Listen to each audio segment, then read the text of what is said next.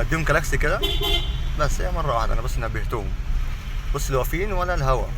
واحده كمان اديها لهم.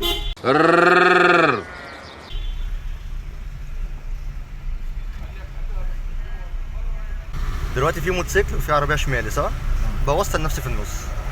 ادي كلاكس كده للاطفال دي عشان تسرع شويه. بس تيجي امشي عليهم بالراحه. حلو برافو عليك. في الطرق بقى اللي زي كده هتلاقي ناس بتعدي قدامك بدون كلاكس. انت فاكرهم هيوسعوا لك. هو هيعمل نفسه بالسمعك. فما تعتمدش ان هو هيوسع لك. خليك انت حريص اكتر.